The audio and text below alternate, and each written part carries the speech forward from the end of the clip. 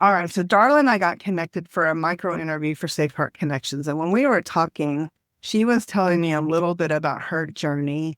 And she didn't know my story at all. You're still on the front end of this, right? I'm 10 years in. You're newer to this process of healing from toxic relationships. And so I'm so glad that you had the bandwidth to help and to participate in this, because I think the women, whether or not you are a woman that has gone through this or not, I want you to listen, just like with Melanie's. If you don't resonate, this hasn't been your story. I can promise you there are women in your life that are going to be going through this, and maybe you'll know a sign, you'll be able to identify something, and you'll be able to help in the world in a way that you wouldn't have had you not been able to be here and participate. So, darling, go ahead and take it away. Ladies, you know the drill. Comment as you can, and we'll do some Q&A at the end.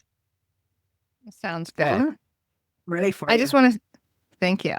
Sam, I just want to say thank you so much for having me today, introducing me to these amazing speakers. Our pre-meeting was just phenomenal. I was just tingling all over. And thank you for believing in me. Thank you to all of you who are here, because this is my very first speaking engagement and my career has begun officially as of right now. Anyway, my name is Darla Ridilla, and my company is High Value Woman. And I'm a relationship coach, and I help women who want to have more satisfying relationships and dating experiences. And I do talk about my own in my blog and my podcast. And yes, I do have a history I got out of an abusive relationship with a narcissist 11 years ago.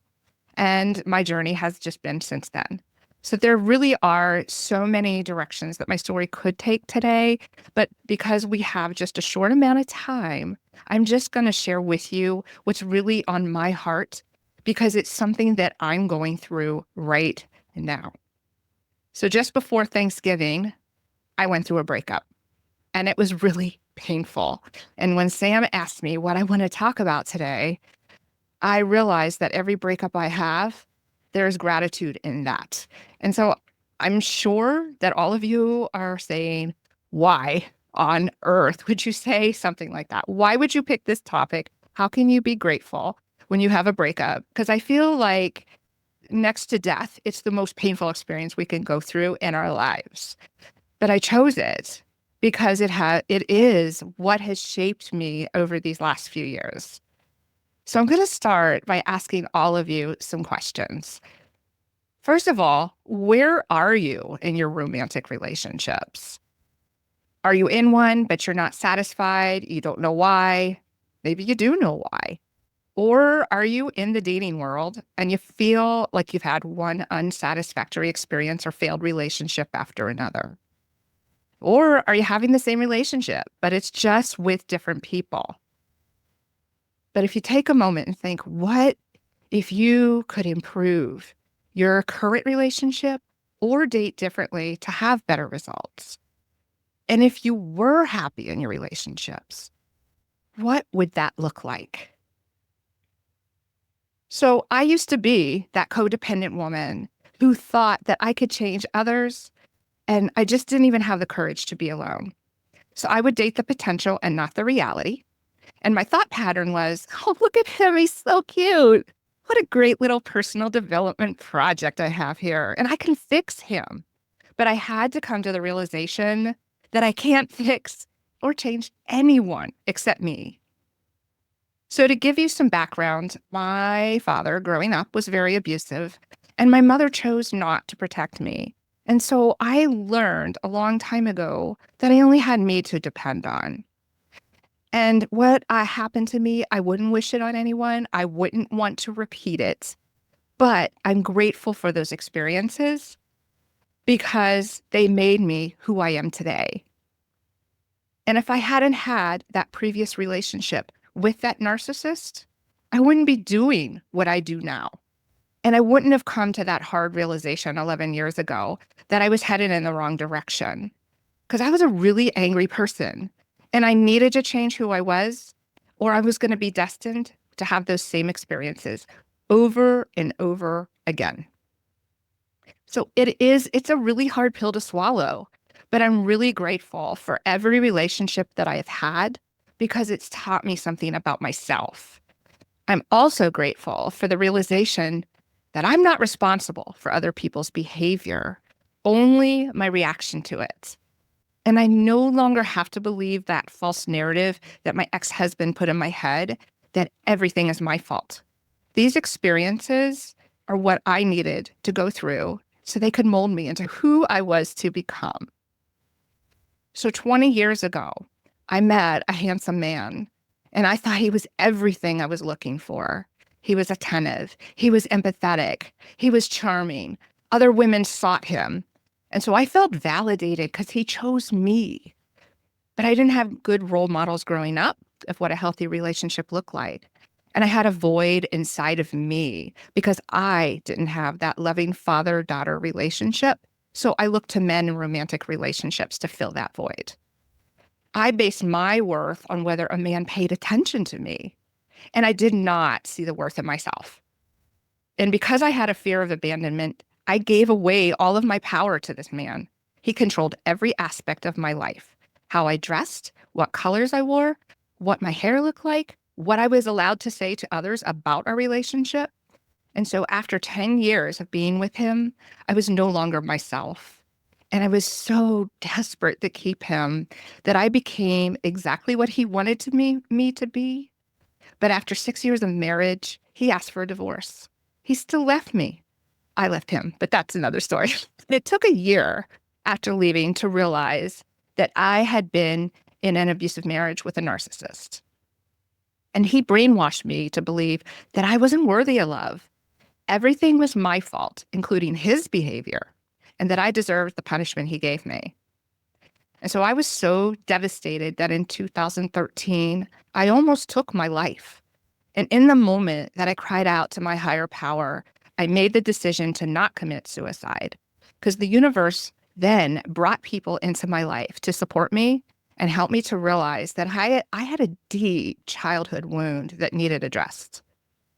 I'm so grateful to the women who came into my life at that time, and they held me up when I couldn't hold myself up. And I had a dear friend who was available to me at any time, day or night.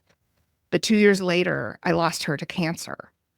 So I do what I do today to pay it forward for her and for what she did for me. And I've received the gift of many aha moments over my healing journey. And my passion is to share that gift with other women and show them the way. As well, show them that there is gratitude in our painful experiences and our breakups. So over the years, I've attracted 2 more narcissists and additional emotionally unavailable men. And I could have given up. I could have said, this is too much work. There's no good men out there. But instead, I chose to take some time alone after each relationship to self-reflect.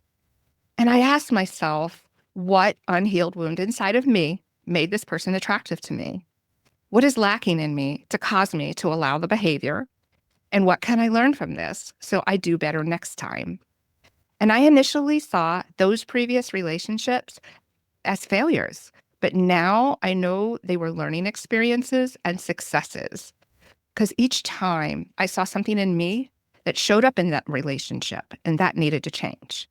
So I don't, once again, have the power to change others, but I do have the power to change myself.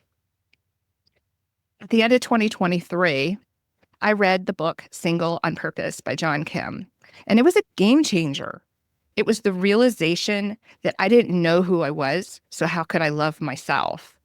I read a few more books about getting to know myself and embracing that authenticity. And this helped me to see my value and helped me to see the value within myself without the need for validation for others. And I stopped dating the potential and started dating the reality. So all of us come with a backpack of trauma. And some of us, we choose to keep our backpacks full and not unload it. And we carry the same traumas and dysfunctional behaviors from one relationship to the other. And our partners are often doing that same thing. So I came with a lot of traumatic experiences, narcissistic abuse, abandonment issues, and I've chosen to work on those and to heal so I can lighten my backpack. And I am not perfect in a relationship, and I'm not expecting my partner to be either. A healthy relationship is when each person individually works on their healing to unload their backpack while the other person provides supports. And each person must work on themselves as an individual and work together as a couple to better that relationship. And I'd like you to look at it from the perspective of basketball.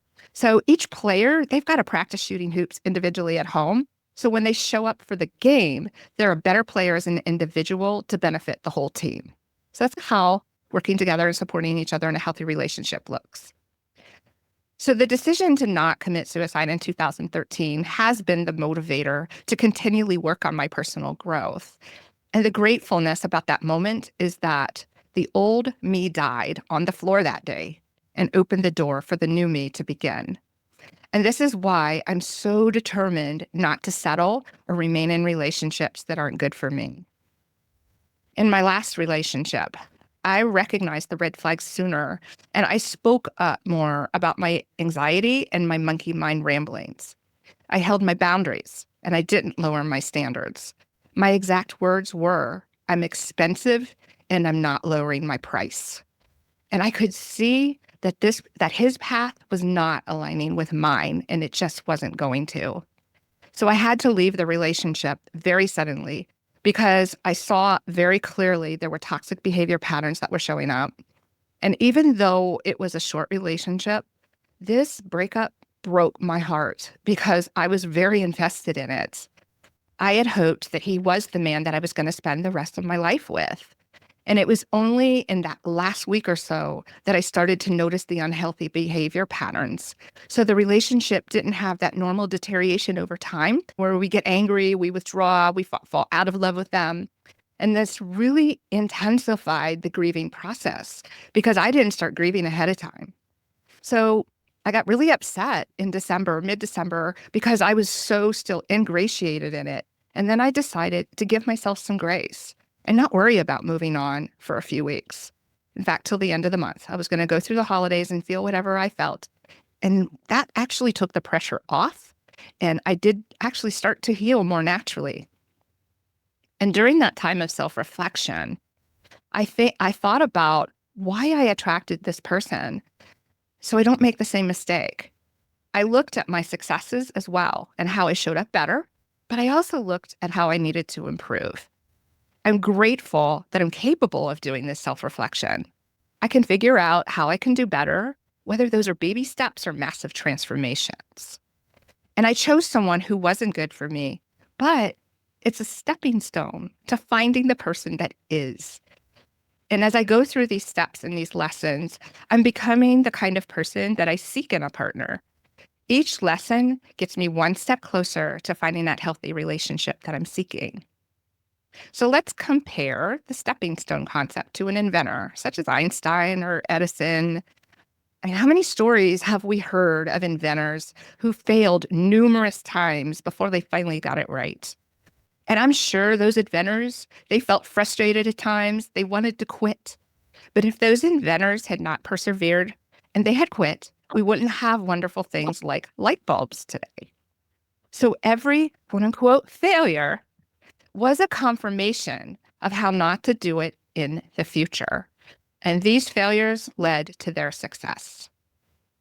So after I broke up with my last narcissist, he convinced me to take him back. So I spent the next 6 months learning why I shouldn't have said yes, and I should have stuck to my original decision. I had to realize that nothing had changed. And if I hadn't gone through that, I wouldn't have had the ability today to say no to second chances in future relationships. Once again, each failed relationship, negative experience has been a catalyst for change. And I've chosen the mantra of it's not happening to me, but for me. Dating the reality is accepting that no matter how much you love someone, sometimes they're not capable of being the person that you want them to be. Even though it's painful to walk away and leave them behind, it's painful to stay. And it's self-abandoning yourself. It robs you of the lesson and the ability to be better in a future relationship. So I think of breakups like going through pain of a surgery. So let's say you need a knee replacement and it's reached the point of the pain and your knee isn't it's affecting your daily life. So while that pain of the surgery and recovery is going to be intense, you know it's temporary, and after the knee is healed, you will no longer have that daily pain. So the short-term intense pain is worth it because you're going to have this pain-free life. And this is how breakups work as well. It's excruciatingly painful to leave behind someone we love. But if we stay, we're in pain every day. If we work on ourselves, the pain of a breakup, it does have an expiration date. And the reward is you're attracting better partners. We can choose to leave the lessons on the table. We can make the same mistakes, or we can choose to sit with that pain, self-reflect, and heal the wounds that are driving our choices. Because either way, you're going to feel that pain. And the pain of not changing is there, even if we ignore it. It shows up in our experiences. And there may be someone out there who says, you know what, I can't leave. I've been in this relationship for X amount of years, say 25 years. I'm financially bound here. It'd be too hard to lose everything. The kids, I'd have to move, this or that. But is it really worth staying? And do you really want to spend the rest of your life feeling like you do right now? And I recently saw an interview where they were talking about how we're never too old to change. And if I had not changed at age 44, I wouldn't be where I am today at age 55. And even if I didn't even start till like right now, if I were 80 years old looking back, I would say, wow, when I was 55, if I had started then, I wouldn't still be stuck in the same place I was 25 years ago. So I have a sign in my bathroom that says there's always something to be thankful for. And I bought it to hang in my first house that I purchased by myself after a divorce and a bankruptcy. And I still look at that sign every day. And some days, yeah, are bad, but there's something, just one thing that I can be grateful for. So I ask you, when are you going to become the inventor of your life?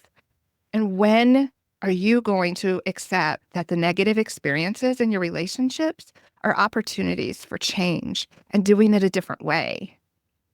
And each relationship that ends can be getting you one step closer to the relationship you desire. And you'll be one step closer to the person who will treat you with respect, who will help you through your trials, who's not going to be perfect, but is willing to work on himself. And he couldn't even imagine letting you walk out that door and not be in your life. He will see you as the gift that you are. I'm so grateful that you've given me your time today. If any of this speaks to you and you want to hear more, I do have a couple of free downloads, whether it's healing from a breakup or just healthy relationship tips in general. Please feel free to visit my website. But there truly is gratitude in our lessons. And each experience is an opportunity to learn. So don't let that lesson pass you by. You did so good. And I got to tell you, if this is your first one, like, yes, keep doing this because you're going to do just fine. You are going to do just fine.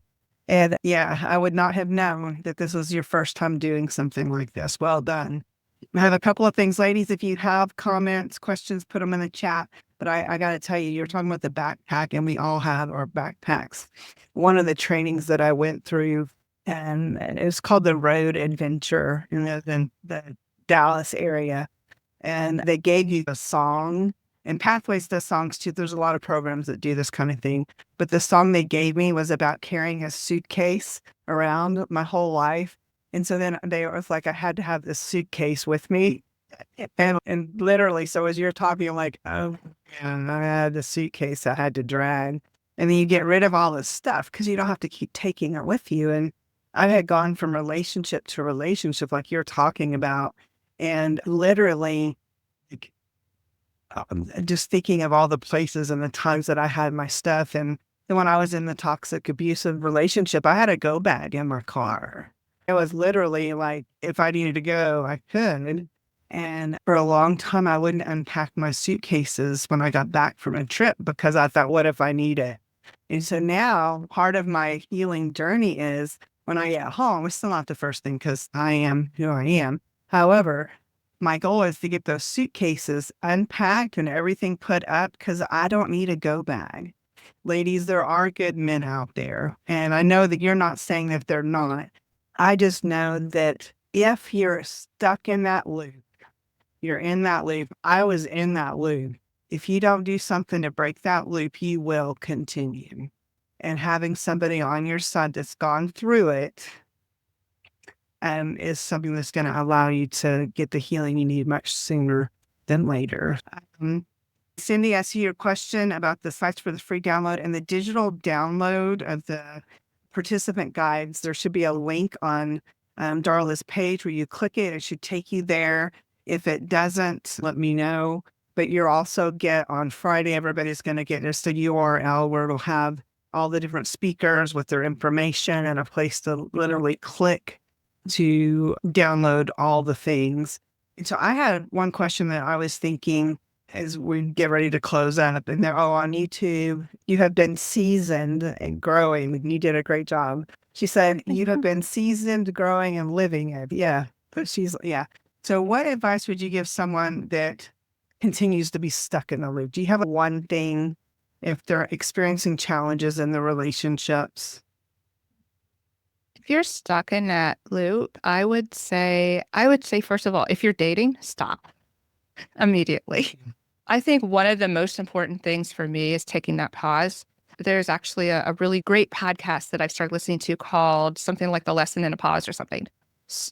Totally stop and think, what is it that's real? What am I really doing here? I would also encourage you to not just to do some intense journaling, but get with a counselor or a licensed therapist and figure it out. I actually started seeing a coach again yesterday because I know there's some more blocks in me that I don't know where they are. They're deep. But just on your own, start journaling. Be aware of your body sensations. One of the things is if you are feeling this feeling, whatever the feeling is in your mind, what other body sensation is going with that, whether that's a tight throat, your shoulders are up, and when did you have that body sensation in the past? Because I bet you it ties to something in your childhood and there's a significant meaning to it. Yeah, that's so good. So true. And then stop dating. Yes, ladies. When I got out of, here's the very funny, sad story. So when I got out of my abusive marriage in 2015, I made the joke that I'd be single for at least 4 years because all my relationships lasted about 4 years. And I actually did not start dating at all for 3.5. And this Christmas, my son and daughter, they were all at church together, and we joke how the family always take a family picture at Christmas, and we put the new people on the outside so we can cut them out of the picture easily because we've done it all, no doubt, unfortunately. And so I made a comment of, can we put Monty, my husband, in the middle? And Sarah, my daughter's like, it hasn't been 4 years yet. I'm like, it'll be 4 years in May. It's close enough. And so we get to take the picture, and I switch places with him. So I'm on the outside and he's on the inside. I'm calling this one. I'm calling it. And yeah, the time alone healing. If you don't heal, you're not ever going to be able to be in a good place because you cannot give what you don't have. And I know Candy is here and she's been chatting in comments and stuff too. She helps marriages. Her company's called Building Stronger Marriages.